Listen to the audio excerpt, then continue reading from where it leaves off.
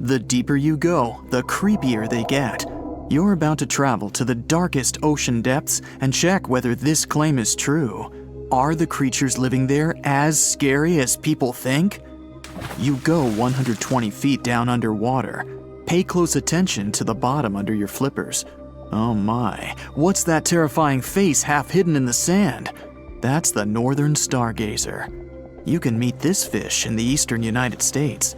It buries itself in the sand until unsuspecting prey gets near.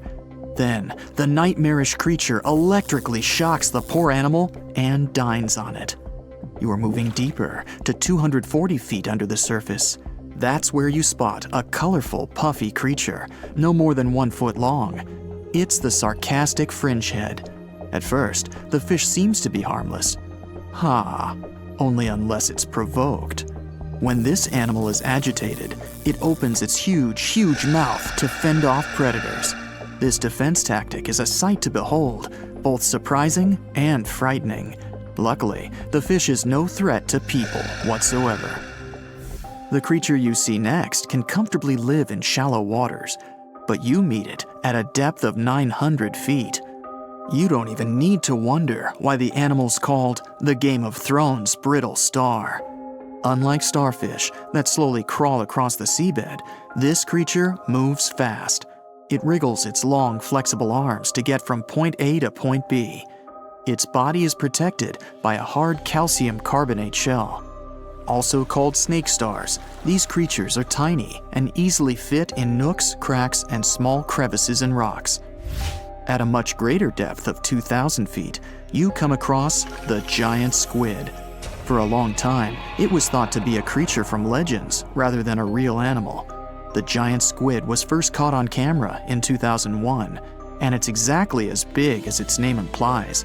The creature's eyeballs are the size of soccer balls, and the squid itself can weigh up to 600 pounds. Almost 3,000 feet below the surface, you get spooked by another creepy-looking animal. It's somewhat red and rather small, no longer than 1 foot long. As you approach the creature, it looks rather docile, or maybe just indifferent. The vampire squid, that's the animal's name, looks like an umbrella with tentacles.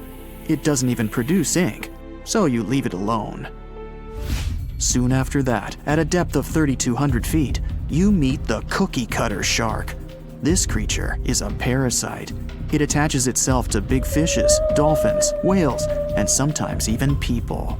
Then, using its neatly arranged serrated teeth, it gouges out cookie-sized pieces of meat.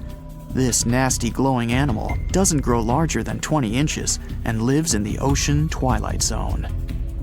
At a depth of 3,300 feet, the light becomes a rare and valuable thing.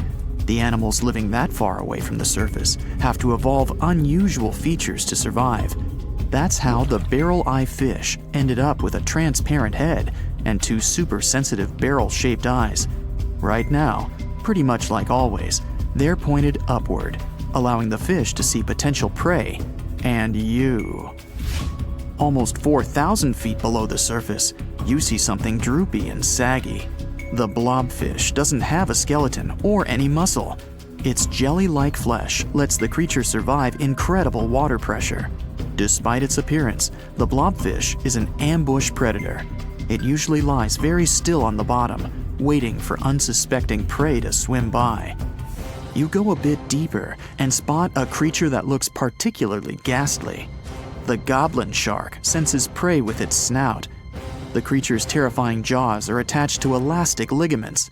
When some animal comes too close, the shark catapults its mouth forward to catch it.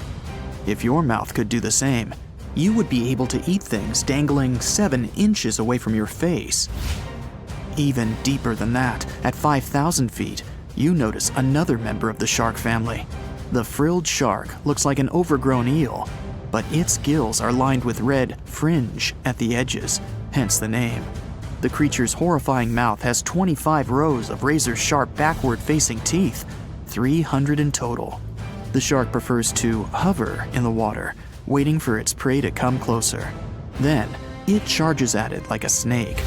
Suddenly, you see something glow brightly like an electric bulb. But after coming closer, you recoil in horror. The creature looks like an upgraded eel equipped with oversized teeth. That's the deep-sea dragonfish that can live at a depth of 6,000 feet. Chemical processes going on inside the fish's body produce an eerie red glow. This glow is used to communicate with other fish. At the same depth, you meet another deep-sea inhabitant. Its most prominent feature is its huge mouth. Thanks to it, the gulper eel can swallow its prey whole. Its stomach can expand to a terrifying size when it needs to fit something large. At a depth of 6,600 feet, you come across an angry-looking creature with a fishing rod over its head. It's the deep-sea anglerfish. The animal has an unusual dorsal spine, even though it's worn only by females. It protrudes above their mouth and has a lure on its tip, some luminous flesh that baits prey. The anglerfish has such a big mouth and its body is so pliable that it can swallow animals twice its own size. You're 7,000 feet down when you see another fish that's glowing in the dark. The black dragonfish is a sly creature. It has its light-producing organs arranged along its belly. The spooky creature also has gleaming flashlights next to its eyes. They help the animal find prey and attract potential mates. At the same depth, you also spot an enormous pill bug. But unlike the critter you can find in your garden, this one is at least 20 inches long. That's the giant isopod, and it is, indeed, related to the roly-poly, as well as crabs and shrimps. These creatures may look somewhat scary, but they're harmless. They feast on other deep-sea animals only after those have passed away. At a depth of 13,000 feet, you notice the ocean floor has become a bit fluffy. That's because it's covered with zombie worms. These creatures rarely grow to be more than 2 inches long, and still, they can break down fairly large animals, so strong the acid they produce is. The worms' feathery appearance makes them look like plants, but the truth is, these creatures munch on rock-hard bones of the world's largest animals, such as whales. The grid-eye fish almost scares you out of your mind soon after that. This creature has a pair of large greenish oval plates on the top of its head and no eyes whatsoever. Experts believe that these bony membranes detect light coming from predators, saving the fish's life. You're now 3 miles down below the surface, and that's where you spot something bizarre on the bottom. It's definitely a fish, but it's standing on the ocean floor on 3 long, rigid legs. Ah, it's the tripod fish. Curious rather than scary. This creature has adapted to the almost complete darkness by giving up on its vision. It has to rely on vibration and touch to sense prey. And then, the fish uses its fins as hands to transport food directly into its mouth. You don't have time to go any deeper before you spot the faceless fish. This slightly off-putting creature has no eyes, and its mouth, smiling a Mona Lisa smile, is underneath its body. For the first time, the faceless cusk, which is the creature's official name, was seen more than a century ago. The next time it happened was only in 2017. Once you've reached a depth of 6 miles below the surface, you see deep-sea cucumbers. These bizarre creatures are much bigger than their shallow water relatives. They spend most of their time on the sea floor. But if they need to escape predators, they are able to swim away. Deep-sea cucumbers have bright purplish coloring, tiny feet, and tentacles that surround their mouths. Cute. The question is, why do these deep-sea creatures look so scary? Life is very different there, at the bottom. Tremendous water pressure, a lack of food, and constant darkness. You have to adapt to survive in such extreme conditions. Want to high-five a sea creature? Well, put your hand up for the Tasmanian red handfish. This fish doesn't swim like a fish. It walks. It uses its flipper-like hands to stroll around on the ocean floor. These bottom walkers are disturbed by swimmers and boats a lot. Some people even want to take them home as pets. I think it's better to just give them a wave and swim on by. The vampire squid. Its species name is Vampiroteuthis infernalis, which translates to vampire squid from hell. Oh yes, this vampire squid means to terrify everyone with its name. its dark red color, its spikes at the bottom, and the scary fact that it can basically turn itself inside out. The vampire squid loves putting on a good show, but it's as harmless as a kitten is to humans. It's as if Dracula scared the pants off you, but he didn't have blood-sucking fangs. The vampire squid feeds on food particles from plants and animal matter floating near the ocean's surface. Since they're not predators, they need good defensive strategies, and their vampiric look is designed to ward off large creatures who want to eat them. Turning themselves inside out is a defensive mechanism since the spiky areas in the inner skin are more intimidating. They also shoot out a substance that does not have color, but is packed with bioluminescent particles to distract predators. The vaquita. Going out on a boat off the coast of Mexico sounds like the perfect vacation. The sun, the blue water, the most endangered sea creature. Wait, what? The vaquita isn't dangerous, but don't expect it to stick around to say hello or sign any autographs. It's incredibly shy. This little cow, that's what it means in Spanish, is one tiny sea mammal.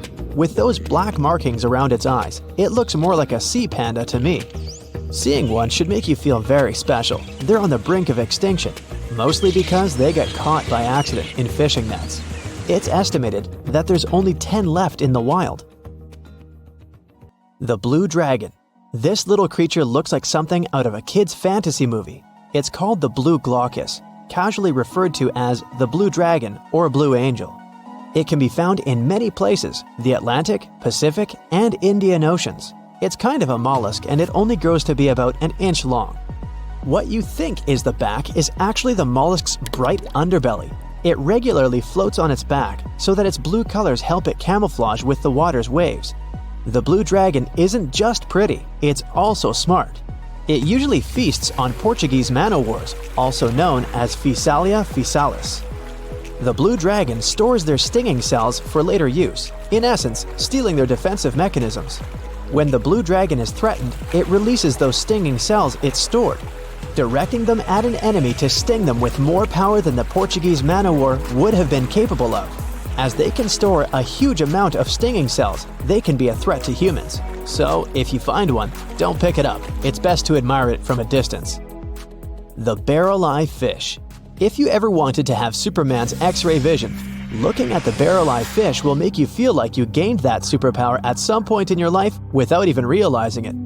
The barrel eye has a transparent head, so you can see how their eyes and brain look inside. This magnificent creature lives in the deep sea. This is the lowest level of the ocean, where strange creatures roam in near-freezing temperatures and constant darkness. They're exposed to water's pressure that's almost 1,000 times that of the surface. If the idea of the deep sea sends a shiver down your spine, stay tuned to learn about another of its creatures later on. The barrel-eye fish can be found in the Atlantic, Pacific, and Indian Oceans. You might be wondering, why oh why would a fish have a see-through head? And that would be a fair question. Since the species was discovered in 1939, it was believed that the fish's eyes were set to see straight ahead and couldn't move. So it was assumed that they had tunnel vision. Scientists Bruce Robinson and Kim Reisenbichler from the Monterey Bay Aquarium Research Institute recently discovered that the fish can move its eyes vertically to see through the top of its translucent head, thus noticing if there are predators or prey nearby. The transparent head also allows more light to enter so they can detect prey better. It's believed that the barrel-eye fish eats jellyfish and small fish species. If you dive in the ocean at night, you might be lucky enough to see how orange ball corallomorph blooms in the dark. But make sure to be quick because as soon as you turn on your flashlight to take a good look, it will retract its tubes back into itself. The megalodon. The whale shark isn't the biggest shark known to humans. If the entire shark species were a kingdom, the prehistoric megalodon would be the ruler of the sea. Megalodon roamed the ocean a long time ago. About 15.9 to 2.6 million years back between the early Miocene and late Pliocene eras. While they've long been extinct, people are still amazed to learn about these gigantic sea beasts. Megalodon could reach anywhere between 45 feet to 60 feet in length with jaws more than 6 feet wide. A fossil of a tooth that once belonged to a megalodon measured at 7 inches. Needless to say, I'm pretty stoked that these guys have long been extinct. But there's still some adventurers out there hoping to meet this monster one day. The Dumbo Octopus. This adorable creature, or creepy creature, or however you want to see it, is officially called Grimpoteuthis. More casually, it's referred to as the Dumbo octopus, named after the Disney character. Though Dumbo, the elephant, not the octopus, was teased for his big ears, it's highly unlikely that this adorable octopus gets teased by its water neighbors. They are the deepest living octopuses, living in the deep sea, and you know how scary that place is. They're only about 8 inches tall and spend their days hovering just above the seafloor, eating snails, worms, and other food they find in the current or near ocean vents. There are nearly 17 species of Dumbo octopus, and they all have differences in height, color, and body parts. If you can't get enough strange animals, you'll be glad to learn that the deep sea has barely been explored by humans. So keep an eye out. There are bound to be more fascinating animals discovered in the deep in the future. The Sea Angel. These creatures might look and sound pretty cute, but their diet is far from sunshine and lollipops. Their favorite food are sea butterflies. They lay mucus traps for them and wait in ambush. The Squat Anemone Shrimp. This shrimp is tiny, only 0.5 inches. It's also known as a dancer shrimp because of its peculiar behavior. When agitated, it raises its bottom above its head and does a little dance. Divers also say it readily jumps on their hands and cleans them. The Coconut Crab. This guy may look pretty creepy, especially when the sun goes down. Mature coconut crabs are around 3 feet in length. Their preferred foods are coconuts, but they can also hunt down lizards and even large birds. The Slender Snipe Eel. Slender snipe eel is a slim and long creature that's still a mystery for marine scientists. It's 4 feet long and it has at least 750 bones in its spine, which is much more than any other animal in the world. The Sea Pen. Sea pen is 7 feet long and it has a lot of varieties, but most of them look indeed like a pen or a quill. The similarity is even more striking when the animal has a water-filled bulb that anchors it to the floor. The Persian Carpet Flatworm. This creature looks indeed like a carpet, despite being very small by comparison. It's only 4 inches long, able to become both male and female. It doesn't really mate with other flatworms. Rather, it fights them for the right to bear posterity. The Flamingo-tongued Sea Snails. Tourists love these extraordinary snails for their pretty colors, thinking it's a shell, but in fact, the shell is quite dull and hidden underneath colorful soft tissues. They eat softer, toxic parts of corals and store their toxins to protect themselves. Most of the ocean is still shrouded in mystery, whether we're talking about dark corners or creatures that are hiding in the depths. But sometimes, it gives us a peek into scary things it hides in its cold, dark depths. Like when you hear on the news that there are some deep sea creatures washed ashore after a powerful storm once again. Some just look weird, while others are real monsters that live at depths of more than 3,300 feet. The coldest and deepest parts of the ocean have created one specific phenomenon called gigantism.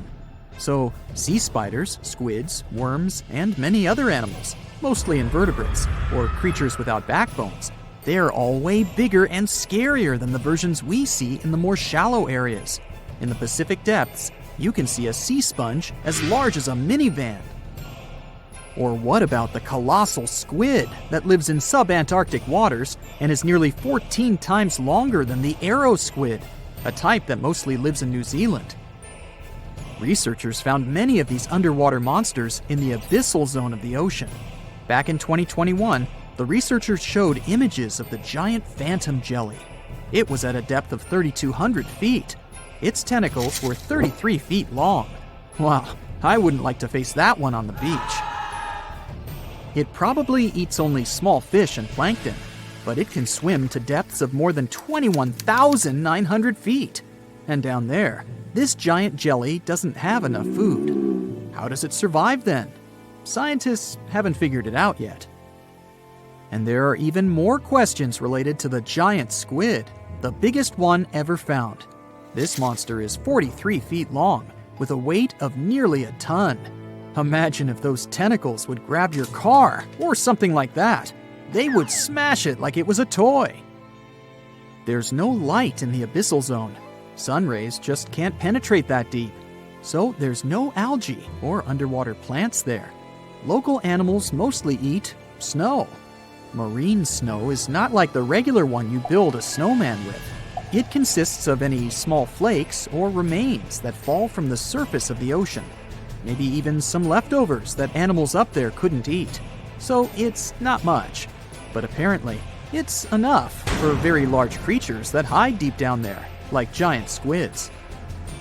Squids that generally live at such depths don't bother going after their prey. They just wait until the poor animal swims right up to their long tentacles and falls into a trap. It may not be the best method ever, because not many animals will even swim into these dark, cold parts. But it's the method that saves energy. A giant squid eats only 1 ounce of fish daily, which is approximately 45 calories. That's nearly 50 times fewer calories than an average person should eat per day. So when a squid gets 1 fish, it saves it for a couple of days. I hope giant squids won't get the idea to go to the surface and look for food when there's not enough of it in the abyssal zone. And I hope even more that giant Greenland sharks won't get that same idea. You can find them at depths of up to 7,200 feet. They're twice as slow as we usually walk. They swim at a speed of 1.12 feet per second. Their slowness is part of the energy-saving mechanism that creatures down there need to survive. But they can speed up in the form of short bursts when they need to catch prey. But they kinda change their diet from predator to scavenger, considering their environment. There will be more leftovers falling from the surface than animals to go after. Greenland sharks grow just 0.4 inches per year, and they're mostly 20 feet long, which means they live for a very long time, sometimes up to 400 years. They also have a slow metabolism, and that's one of the main factors for their long life, too. Greenland sharks like to spend their time in cold waters. They're adapted to that, since their tissues have specific chemical compounds that prevent the forming of ice crystals all over their body. That means they have some sort of natural antifreeze. So what makes them so big? Scientists are still not sure, but some theories try to explain it. There's this thing called Kleiber's rule that says bigger animals tend to be more efficient. Just take a small fish and compare it to a whale with a mass hundreds of times bigger. The whale has a greater metabolism. It conserves energy more efficiently and loses less of it to the surroundings through heat. Moving on, bigger animals can ingest bigger prey. They're more likely to go through tough issues in their environment or defend themselves from predators going after them. Also, the body gets bigger when temperatures are lower. The Greenland shark is a perfect example. So are giant sea spiders. Sea spiders are generally common, and you find some very small ones at 0.04 inches. But in deeper parts of the Antarctic, they become 3-foot-long giants. They grow so big because the cold water has more oxygen. That way, more of it diffuses into the animal's body, and that allows it to grow bigger. Yeah, both as a creature and a nightmare. And how about this giant tube worm? Researchers found it accidentally while they were exploring the mysteries of the Pacific Ocean floor. They stumbled upon unusual hydrothermal vents. Volcanic heat is a thing that gets them going. As water seeps down through faults or cracks in the rock, these vents change their direction. When the water gets out of the vent, it's rich in different minerals and chemicals. Most animals wouldn't survive being around this toxic soup of chemicals, but not these tube worms. They came as a true surprise, because not only are they not bothered by these toxic vents and the almost boiling temperature of the water, but they developed entire ecosystems there. They're unique because they don't need sunlight to survive.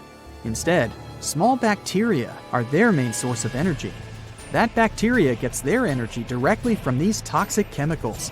So it's not photosynthesis, but a process called chemosynthesis. And these tube worms don't have mouths. These bacteria live inside them. Strange story, huh? Plus, these scary worms reach up to 8 feet. Giant isopods are no better either. They lurk at the depths of the ocean of 1,640 feet or more below, far away from the sunlight, looking like some monstrous wood lice. They spend most of their time on the seabed, hoping to find some food falling from higher levels of the ocean. Check out their small hooked claws at the ends of their legs. Isopods use them to remain more stable while moving around the ocean floor. Since there's no light, they have long antennae that help them feel their way around. These sensory antennas are about half the length of their body. Giant isopods have pretty big eyes compared to their body size, too. They can grow over 12 inches from head to tail. And these fellas are really patient. Remember how we said animals down there rarely get food? Sometimes they need to wait for years to get a proper meal. That's why their metabolism is amazingly slow. 5 years later.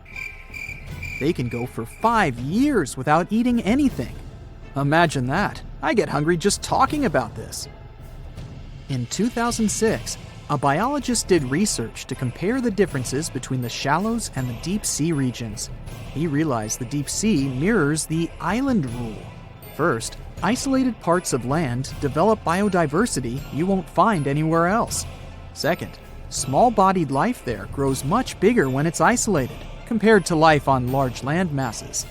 Resources are limited, but also competition and predators. And we don't know much about these deep-sea creatures.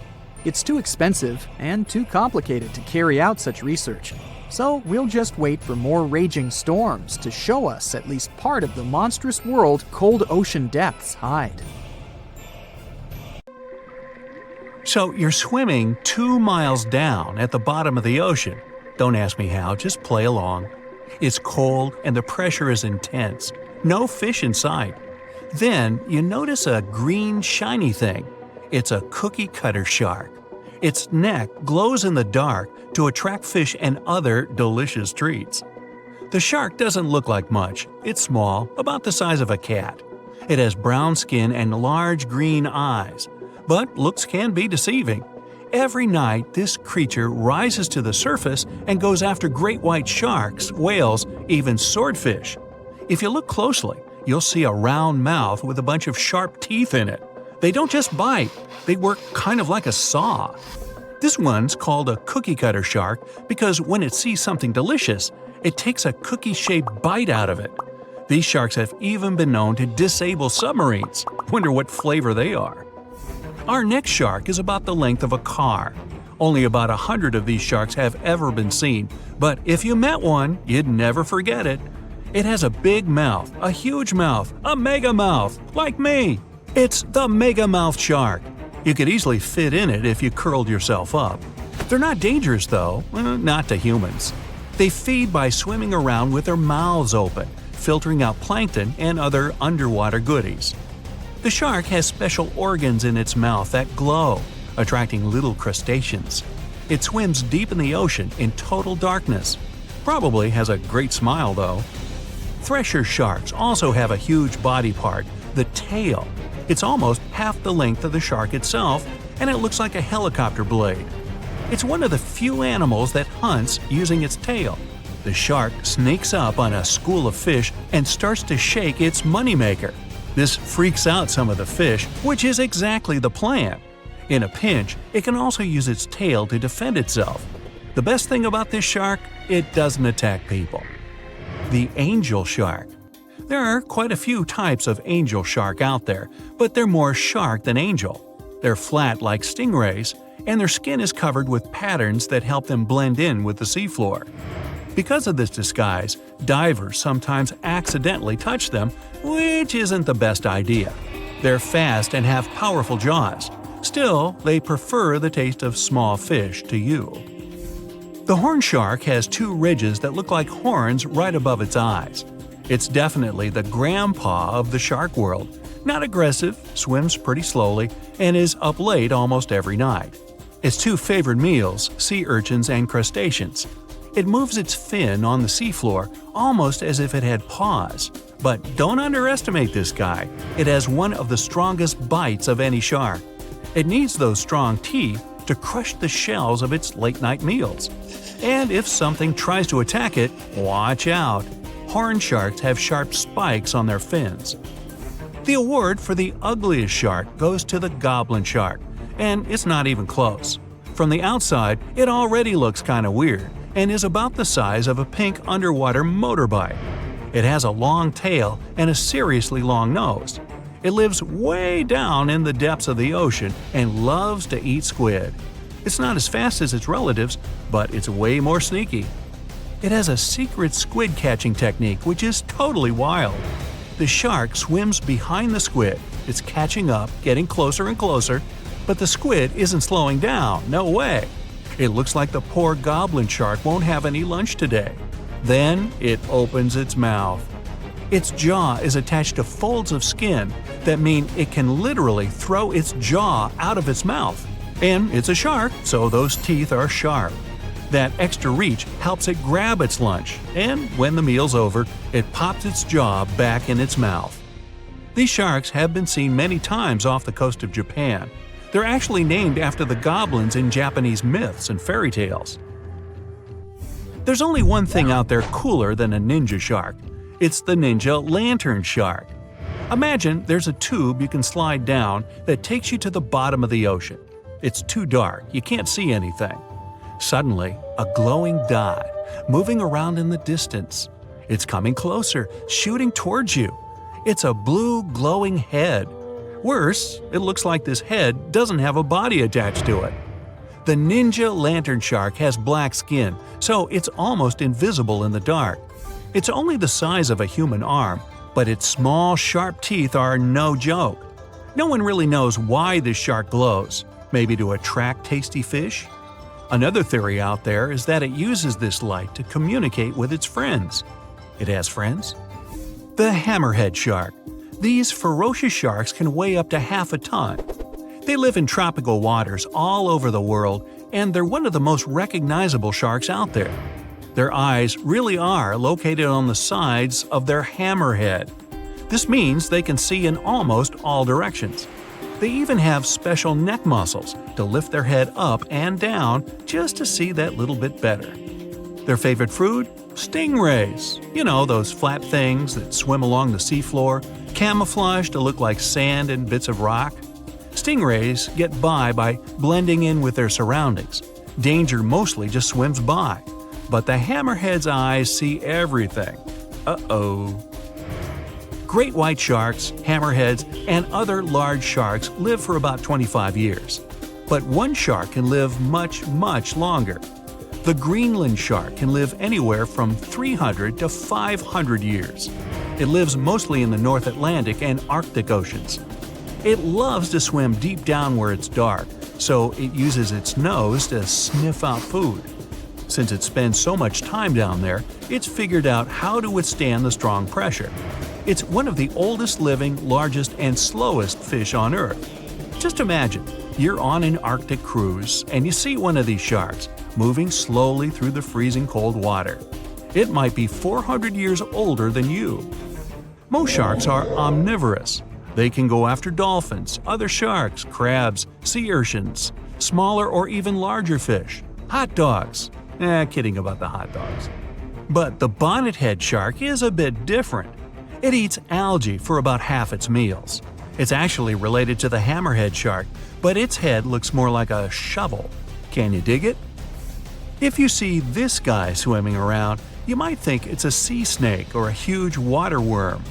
Frilled sharks like to swim way down at the bottom of the ocean, like a lot of sharks. When they're chasing something delicious, they move kind of like a snake. And just like a snake, they like to gulp down their lunch all in one piece. But that doesn't mean they don't have teeth. They have about 200 nice and sharp ones. The saw shark has a long, flat, and seriously spiky nose. Those teeth on its nose never stop growing. Each tooth is equipped with electric receptors to help the saw shark feel around for nearby fish, like a ship's radar.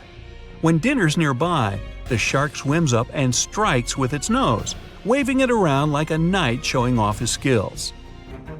Meanwhile, you won't have time to blink if this guy floats past. Did you see it? How about now? Meet the fastest shark in the world, the short-fin mako shark. It can swim up to 35 miles per hour. That doesn't seem that quick on land, but underwater, that's fast. Slower than a cheetah, but faster than most dogs. It's warm-blooded, which is super rare for a shark. That helps it swim to cold and distant places where an ordinary shark simply wouldn't survive. The swordfish goes much faster. It can swim up to 60 miles per hour. It's not a shark, but it's still an amazing creature. In a race, the swordfish will usually come out on top.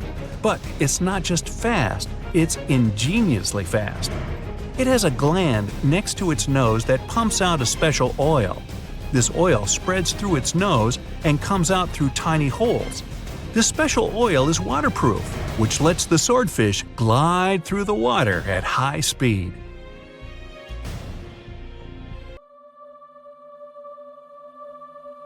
Within the ocean waters, somewhere in the southern hemisphere, a ghostly black shadow looms deep down in the depths.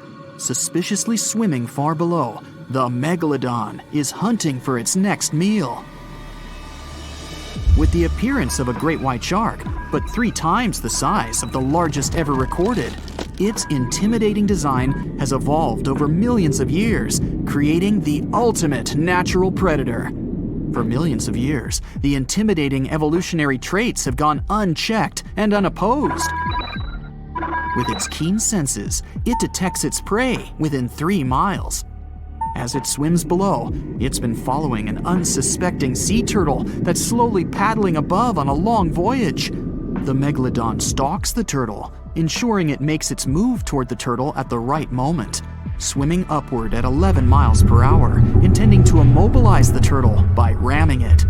As it approaches, the megalodon's adept senses notice something else lurking nearby. Pausing its pursuit of the turtle, it adjusts and turns to face another, much larger object. The megalodon may be the largest marine predator to have ever lived on Earth, rightfully feared by all creatures within these waters, but not today. There is a newcomer to these parts, one that has a similar reputation and matches the megalodon in ferocity. This unknown creature intends to contest these hunting grounds. The challenger is the Leviathan. As the sea turtle takes this opportunity to swim away as fast as it's able, these 2 apex predators size each other up from a distance, preparing to establish who will reign as the supreme king of the sea. The megalodon dominated the ocean sometime between 3 to 23 million years ago, spreading to all corners of the globe, within seas surrounding Europe, Africa, the Americas, and Australia. Its focus is mainly on offshore areas where prey would be prominent, hunting sea turtles, whales, seals, dolphins, and other sharks. Its range was long, traveling between coastal and oceanic waters throughout different stages of its life cycle. Given that the territory they cover grows with each year they live, and the wide range of prey available to them, the megalodon's size can reach up to 67 feet in length. Armed with thick and robust teeth made for grabbing their prey and biting through bone, they have a 41,000-pound bite force, which is almost 4 times stronger than that of a T-Rex. Their tactics include ambushing their prey from below while ramming them into submission. With larger prey, they aim to disable them by biting at the fins, and once immobilized, biting through their chest. Their jaw is made up of around 276 frightening serrated-edged teeth that are 7 inches long and jagged at the sides. The megalodon's competitor, the Leviathan, is armed with 22 large teeth of its own that come in various sizes, some up to 12 inches long. All are capable of piercing through its target. Excluding tusks in comparison, these are among the largest teeth that have ever existed on any known animal. Although it hasn't reached an overall equivalent size to the megalodon, its length is equally impressive, as it's capable of growing as large as 57 feet long. Mainly living within the southern hemisphere, they've only been around for a short while, existing from 9 to 10 million years ago. Although it hunts similar prey to the megalodon, it has a different strategic method of hunting, chasing its prey, tiring it out to the point of exhaustion, and then finishing it off by ramming it with its head and then biting it. It also has a more adaptive trait in its arsenal, its much larger brain. Being a warm-blooded mammal, it possesses superior intelligence, ensuring quicker thinking, with the ability to change its tactics at crucial moments. The megalodon acts on sheer instinct, and that has worked consistently for the past few million years. But will it work now?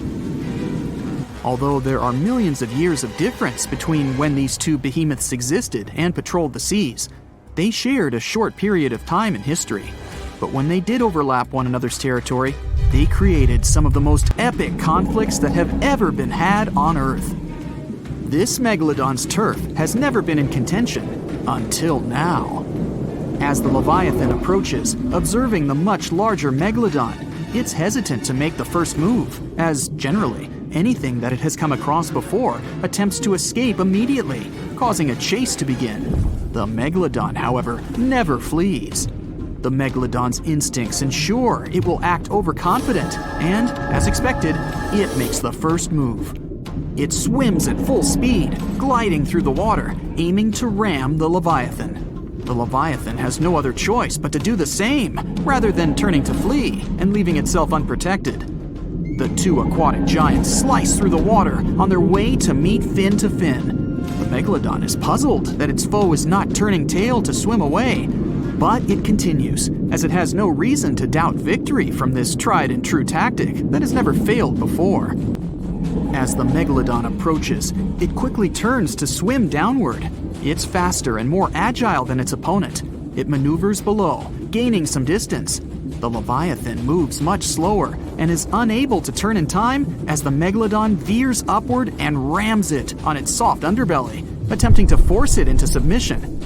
There is little effect due to its size, and the Leviathan continues to turn, but it's far too slow as it attempts to bite with a desperate hope to grasp its attacker with its powerful jaws. The megalodon easily swims away from its toothy trap, quickly retaliating by taking aim at the tail and fins, chipping away at little pieces as it bites, then quickly retreats, continuing this routine over and over, trying to disable the Leviathan's defenses.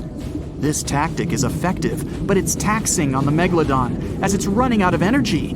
Still, it pushes hard to try and finish the hunt, using all the energy at its disposal, expecting that the struggle will not go on much longer. The Leviathan is outmatched. The speed of its combatant is far superior, and the constant chipping away at the fins and tail is becoming too costly. Upon realizing its abilities are surpassed and that it's helpless to resist the constant array of attacks, it attempts to swim away, maneuvering as it flees, desperately trying to obtain some distance from its aggressor. The megalodon follows the Leviathan during its attempted escape, realizing this is a prime opportunity to finish the job. The Leviathan swipes its large tail as it swims, trying to repel any further attacks from the megalodon. It hits the megalodon and stops it in its path with every advance. As the Leviathan continues to swim away, it sustains energy with ease. The megalodon, on the other hand, is quickly running out. The Leviathan's strategy is working as it continues to swim at a relaxed pace. The megalodon eventually runs out of energy, unable to continue at the same pace. But its instinctual arrogance won't let go. In its evolution, it has never really needed to develop the ability to flee. There has never been a reason for it. Over millions of years, it's never been outmatched, but that is all changing now. As they press on, it's clear that this is a contest between a marathon swimmer and a sprinter. The Leviathan continues to conserve its energy wisely, while the megalodon, starved of energy, continues to pursue, becoming slower with every flick of its tail, to the point that it's unable to maintain the chase. Upon realizing its foe is exhausted, the Leviathan turns toward the megalodon. Now, with dominant speed and maneuverability, it spreads its massive jaws, grasping the megalodon's spine, ending the struggle and ensuring its victory. The challenger, the Leviathan, is a novice in comparison to the ancient megalodon, but thanks to evolution, it ensured its eventual victory. This guaranteed its reign as the top predator, and arguably the greatest predator to have existed on Earth. Unfortunately, it would only be a short reign. No, there wouldn't be a larger or more superior foe to take the mantle. The world would begin to change. The Earth would soon go through a cooling trend, which would cause the main prey of the Leviathan, to go extinct. And without a food source to sustain this hulking beast, it was unable to continue. But this led to other similar predatory animals taking its place. The killer whale, sharing similar characteristics, eventually replaced its predecessor. The megalodon would then retake the mantle by default due to the absence of its victor. Continuing with its prior successful strategy and broader food source, it ensured its prolonged survival. But as the seas cooled even further and became much shallower worldwide, it became more difficult for the megalodon to reproduce. The suitable shallow areas that were necessary for nurseries quickly disappeared, and without these, the megalodon too eventually went extinct.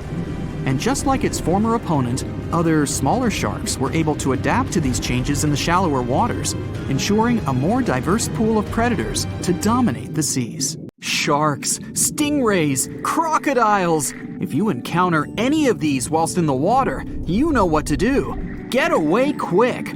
But let's look at some visually less intimidating underwater creatures that you should do the exact same thing upon seeing, as they can be just as dangerous in their own unique ways. Let's start with the pufferfish. Why is this bizarre-looking fish that's usually no more than 3 feet in size something you should avoid? Well, let's first address the strange appearance of the fish. For those of you who've never seen it, which is unlikely given its prominence in numerous film and television shows, you'll be aware that they have the unique ability to inflate themselves like a balloon. Researchers believe they developed this feature as a defense mechanism, given that their slow and clumsy swimming style makes them vulnerable to predators. So, instead of trying to escape by outswimming their chaser, the pufferfish can inhale large amounts of water or even air and expand up to 3 times their original size. They're able to do this because their stomachs are highly elastic, and by the time they're finished inflating, they look like a football. Well, a football with spikes, that is. These spikes are known as spines. Even though the fish can inflate to a large size, this still won't be enough to put off all its potential predators. So, these spines' purpose is to make the pufferfish even more inedible. Now, common sense would suggest that you should have no interest in jumping into the water and trying to eat a pufferfish for lunch. So why does being difficult to eat make them something you should avoid if you come across them in the ocean? Oh, did I not yet mention that pufferfishes are extremely toxic? Let's break it down. In the event a predator fancies proving themselves as fearless and unbothered by catching themselves a pufferfish as a snack, they won't enjoy it for long. Almost all pufferfish contain tetrodotoxin, a poisonous substance. On top of making a pufferfish a very unsatisfying meal from a taste standpoint, this substance is also lethal to fish. And not just fish, but humans too. The substance is almost 1,200 times more poisonous than the well-known poison cyanide. There's enough poison in one pufferfish to endanger nearly 30 humans. Oh, and in the event you come into contact with this substance, there's no known antidote. So yeah, maybe it's best to stay away from them altogether. Might not be the easiest thing to do, by the way, if you spend a lot of time in the ocean, as there are more than 120 species of pufferfish found worldwide, most of which are in plentiful supply. They range in size from the 1-inch long dwarf, or pygmy puffer, to the giant freshwater puffer, which can grow to more than 2 feet in length. They all have 4 teeth that merge together into a beak-like form. Not to worry though. Thankfully, pufferfish don't have any real interest in humans. They're carnivorous, but their diet mostly consists of invertebrates and algae. Bigger pufferfish will even crack open and eat clams, mussels, and shellfish with their hard beaks. The pufferfish are believed to synthesize their poison from the bacteria in the animals they munch on. Who would have thought that those fish that look like the similarly named puffer ball could be so dangerous? So what's the next underwater creature that you should express caution around? Perhaps even more conspicuous with its deadliness is the Congus geographus, more commonly referred to as the geography cone, which is the most dangerous out of the 500 species of cone snails. Yep, you heard that word right, snail. Not that different from the snails you used to pick up in your garden as a kid. This little guy, who typically measures between 4 and 6 inches, is better off to be avoided. However, you might be tempted to try and examine one, given their beautifully patterned brown and white shells, which are highly prized by shell collectors. So, why are they dangerous?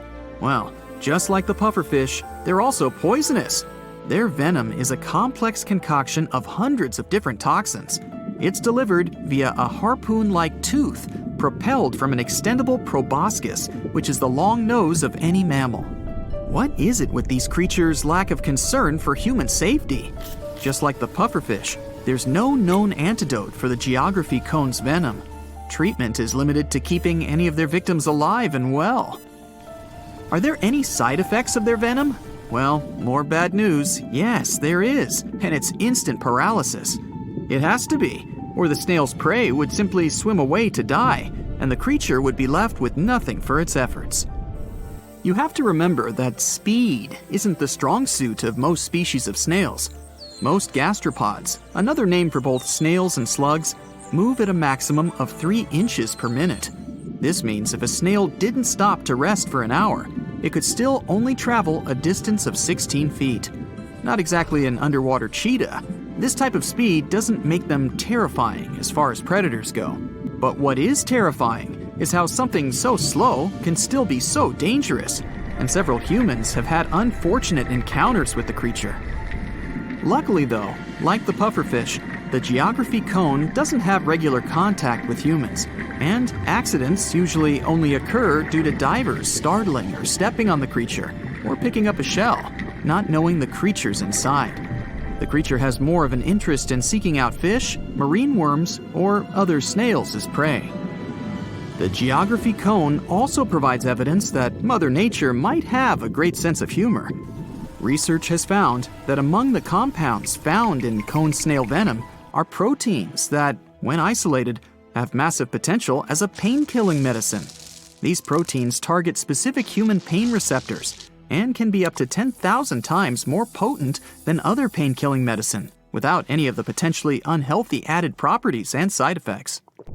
So, pufferfish and underwater snails. Not exactly something as humans that we're going to think about when we have a gaping hole in our stomachs caused by hunger. Unlike crab meat, a total of 11 million tons of crab, lobster, and prawns are caught or cultured annually. Be careful about which type of crab you eat, though. Not all of them make an enjoyable meal. This is especially true of the Xanthidae family, which is a diverse family of crab species found in Australia. They're easily identifiable from their black-tipped claws.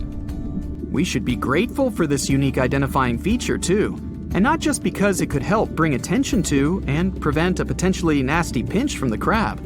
No, what you really need to worry about with some members of the Xanthidae crab family is the toxins that they possess. Although they don't produce the poison themselves, the muscles and egg masses of some of the species have been found to accumulate 2 of the most dangerous natural substances known to man, saxitoxin and tetrodotoxin. The second one is the same poison found in the pufferfish. As little as 0.5 milligram of either of these substances can cause serious damage to a human. The good news is that if you do encounter one of these poisonous Xanthidae crabs, they don't have any ability to deliver the poison themselves, such as by a bite or jab. The only way to come into contact with their poison is by consuming them. And if you ever consider cooking that crab meat, note the toxins they possess are heat stable. This means that the toxins within the crab will persist in the tissue, even if you boil them. If you really only have a Xanthidae crab to eat, which, as we've established, you can't, there's a Japanese species of pufferfish that may be a viable alternative. It won't be easy, though. Only the most skilled chefs in Japan have licenses to use the creature as an ingredient to make a local delicacy known as fugu. How about you just run to the store and pick up some salmon? Then again, maybe it's best to just do as originally discussed and avoid pufferfish, poisonous snails, and toxic crabs at all costs. There aren't many things great white sharks are afraid of. It goes the other way. Everyone's afraid of them. These toothy creatures are pretty much at the top of the food chain. At least until there comes a mysterious fellow that strikes fear into their bones.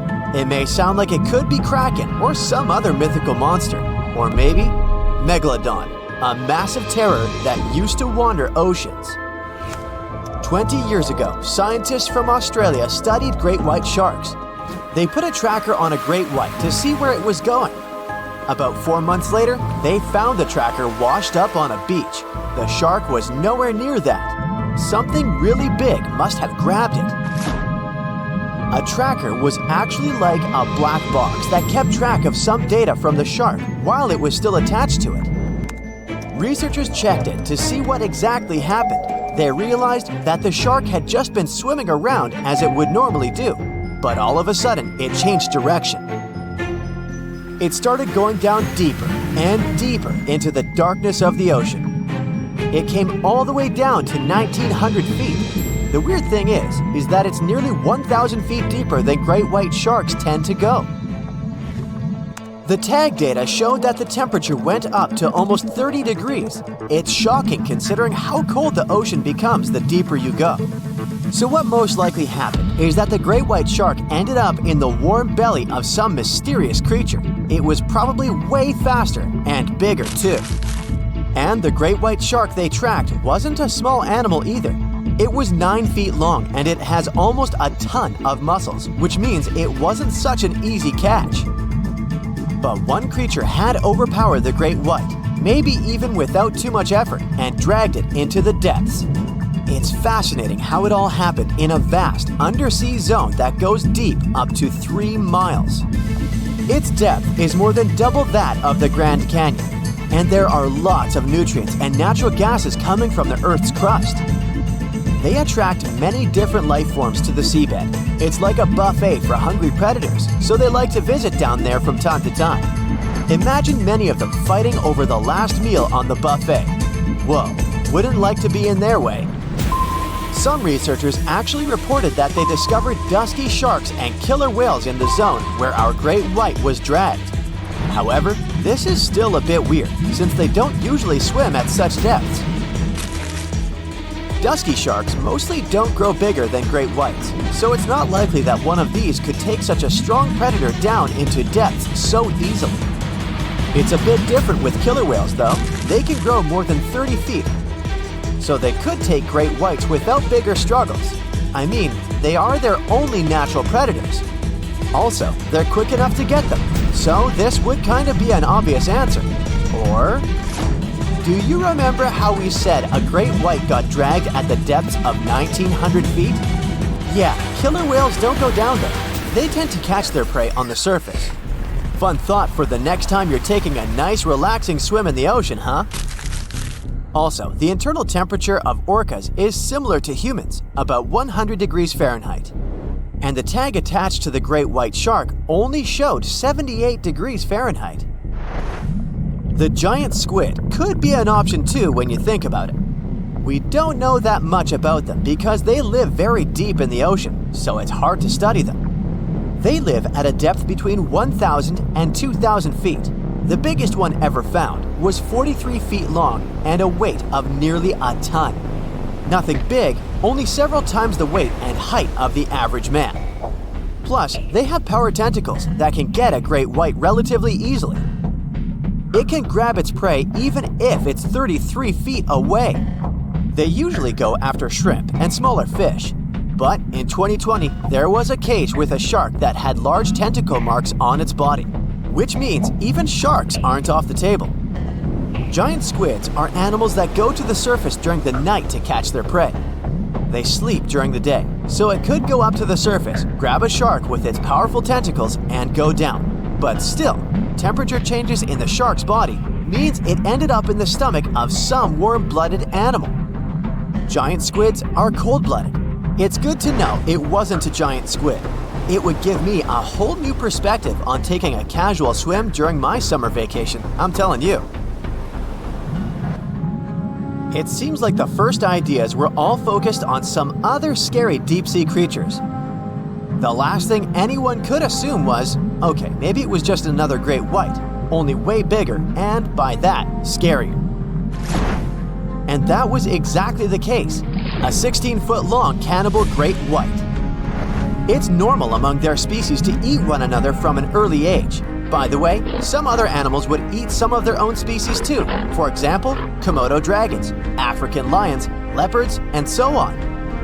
This very great white weighed more than 2 tons, so no wonder it could grab this tiny fella the scientists tracked from the darkness and drag it to the depths. Or maybe it was the megalodon after all, finally revealing itself from the mystery of dark ocean depths. No, stop it. I was just kidding. Okay, maybe we haven't found Meg yet, but the ocean hides some really crazy things. Not always scary, sometimes really beautiful. Like this mysterious glow that scientists captured in the water some years ago. They realized the glow was coming from bioluminescent bacteria.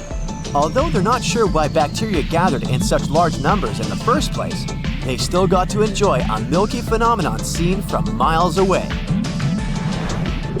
Then again, there's an immortal jellyfish. It can get to a certain stage of life and then revert back to its polyp stage when it's very hungry or in danger. It's like its body cells just get to some point where it gets too hard, and then the jelly presses the reset button and goes all over again. That's better than Benjamin Button. There's also this flowing river located at the bottom of the Black Sea. If it was on land, we'd be talking about the 6th biggest river in the world, considering the volume of water that flows through it. And the trip there would be really nice, considering you'd see trees, interesting surroundings, and even waterfalls. And it's not just something you can see below the surface of the ocean. It's about things you hear too. Like mysterious sounds scientists recorded in 1997 in the South Pacific. They named it Bloop. Many people started sharing stories that it could be some scary underwater monster lurking in the dark waters. But later, it turned out to be just an unusual noise of icebergs breaking off glaciers. The ocean hides some mysterious things no one even knows where they came from. Like when in 2011, explorers stumbled upon oval-shaped objects at the bottom of the Baltic Sea. It was like something you'd see in Star Wars, which is why many thought it was a spaceship that somehow ended up at the bottom of the ocean, or parts of an asteroid that hit Earth long ago. One of the theories was that these objects were a human product that could date all the way back to Atlantis, which would be really cool. But another more plausible theory is that it was a specific type of rock that formed in a glacial basin during the last ice age many thousands of years ago. Now, if you step on a sea urchin, you're gonna know right away. Look at those spikes. Get the point? Ow! While they're not aggressive, they've got a great defense going against any creatures that want to eat them. Venomous spikes and a poisonous bite. Pick your poison, literally. They live in all of the oceans of the world, so avoiding them is out of the question. They mostly hang out in shallow water, hiding in rock pools and reefs, so unmindful people step on them a lot. The long venomous spikes of the urchin look like needles. Feel like them too. They can go in quite deep, plus they release a strong toxin. The cure? Remove the spikes quickly and wash with salt water. What small marine mammal just loves sea urchins? Any guesses? It's the sea otter. Don't let its cuteness get in the way of its toughness. These mammals rarely leave the water, and that even includes taking naps. Holding hands with other otters keeps them from floating away from the pack. Their fur is the densest on the planet, up to 1 million hairs per square inch. Hey, we humans only have about 2,000. They're also good with tools. They can use rocks to hammer open shells. Hey, how else would you open a sea urchin? You ought to try it sometime. Stonefish aren't going to win any beauty contest unless the pageant is for Best Rock Look-alike. Their tiny, unreflective eyes and rough skin blend in perfectly with their environment. A large head, an even bigger mouth, and a home full of, it's rocks. And just 'cause you're on the beach doesn't mean you're safe. Stonefish can survive for 24 hours out of the water. Stepping on one or even handling one won't be that fun. Their dorsal fin spines have extremely strong venom. It shoots out when they get stepped on, and it can lead to paralysis or even heart failure. You'll need help fast. No wonder they're one of the most dangerous creatures in the water or anywhere. Be careful when scrambling around rocky areas. They love to play hide and seek. Box jellyfish tentacles grow up to 10 feet long, and each tentacle has 5,000 stinging cells. Not bad for a creature that's mostly just water. Their venom is strong enough to paralyze anything they want to eat. Now, if you happen to get stung, it's going to hurt a lot. Its toxins contain proteins that affect the heart, skin cells, and even our nervous system. No wonder it's considered one of the most dangerous creatures on the planet. I wouldn't recommend using sunscreen, soda, coffee, or other older methods. They don't work. Your best bet is some good old-fashioned seawater. Looks like jellyfish are the rulers of the ocean, not sharks. Hey, look around your local rock pool. You might see this sweet little octopus. It's tiny and has blue rings. Cute. But don't fall for it now. This octopus wouldn't make a good pet. When provoked, the octopus will start flashing neon blue to warn everyone to stay away. And I highly recommend you do just that. Their venom is 1,000 times more dangerous than cyanide. There's also no known antidote for it. The best thing to do? Take a quick picture and walk away. Better yet, just walk away. Now, not even the octopuses are normal down under. I'll stick with my shrimp on the Barbie, mate. Do you see that large log near the ocean floor? Maybe it's part of an old ship, a treasure, gold, diamonds. Hey, I'm rich! As you get closer, you notice something. It's swimming. It's not a shark or a dolphin. It's a saltwater crocodile. Now, don't panic. If you bump into one of these reptiles in the sea, it's unlikely it'll think of you as food. Crocodiles have a special valve in their throat that stops them from drowning underwater, but that doesn't mean they can't bite. Usually they're heading to a nearby island, and the quickest way there is to body surf. They can't really take the ferry. Watching one from a distance should be okay, just don't swim to shore right away. They love to ambush their lunch in the shallow water. If there's one time I'd like to see a great white shark, it's when I'm diving with crocodiles. They'll gladly take a crocodile-sized nibble, given the right motivation. Going out on a boat off the coast of Mexico sounds like the perfect vacation. The sun, the blue water, the most endangered sea creature? Wait, what? The vaquita isn't dangerous, but don't expect it to stick around to say hello or sign any autographs. It's incredibly shy. This little cow, that's what the Spanish means, is one tiny sea mammal. With those black markings around its eyes, it looks more like a sea panda to me. Seeing one should make you feel very special. They're on the brink of extinction, mostly because they get caught up by accident in fishing nets. It's estimated that there are only 10 left in the wild. The Galapagos Islands are legendary. Giant tortoises, blue-footed bobbies, Sally Lightfoot crabs, and red-lipped batfish. But if you've ever swum around there, you might have seen something really unexpected in the water. Iguanas everywhere! These large marine reptiles eat the algae that grow on underwater rocks. They're strictly vegetarians. Yeah, I'll bet the fish are happy about that. A long, flat tail designed for swimming helps them move around, and sharp claws keep them on the rocks for their daily sunbathing sessions. But watch them closely. They sneeze a lot. They haven't got a cold or anything. They're sneezing out salt. A special gland keeps the salt out of their nose, and they've got to get rid of it somehow. Ooh, sounds painful. What's cool is that they don't mind us in the water with them. Because the islands have been so isolated, the creatures here aren't afraid of humans. Now, if picking up shells on the beach is something you like doing, make sure the shell you collect doesn't already have an owner. Snails are everywhere in this world, and they're mostly harmless to the touch. But there's always one, ruining it for everybody. Trust me, the cone snail is nothing like its land-based brothers. It's not vegetarian. There are over 500 species of this venomous sea creature, with a few that can really hurt you. These little snails are extremely vicious. They inject their venom through a harpoon-like tooth, and they don't even floss. They're capable of paralysis, blindness, lung failure, and even worse. Best give some respect to your backyard snails. You don't want them calling this thing in as a backup. Want to high-five a sea creature? Well, put your hand, up for the Tasmanian red handfish. This fish doesn't swim like a fish, it walks. It uses its flipper-like hands to stroll around on the ocean floor. These bottom walkers are disturbed by swimmers and boats a lot. Some people even want to take them home as pets. I think it's better to just give them a wave and swim on by. If you think starfish love getting their photo taken, does that mean you can communicate with starfish? If you could, this one would ask you to leave it alone. It's always grumpy.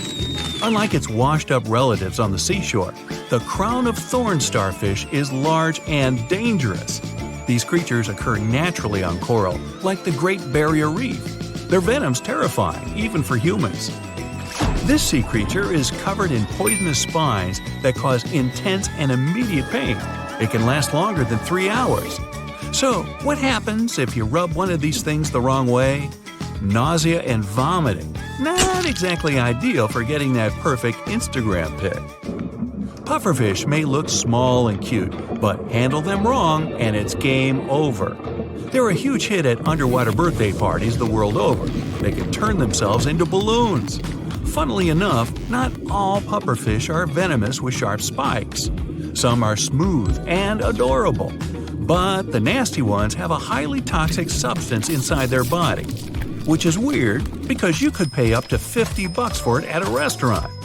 You ever heard of the Japanese delicacy fugu? It's venomous pufferfish on a plate. Young chefs spend years training to prepare it. But one wrong cut, and you can bet that customer won't be coming back. Ever. Sharks are the only animal immune to pufferfish toxin. Great. Another thing that makes sharks awesome. If you could dive right into the mysterious darkness of the ocean depths, who knows what you'd come upon? Legends that are hundreds of years old mention some giant sea monsters hiding deep down below the ocean waves, like the Kraken, the Loch Ness Monster, the Hydra, Leviathan, and so many more.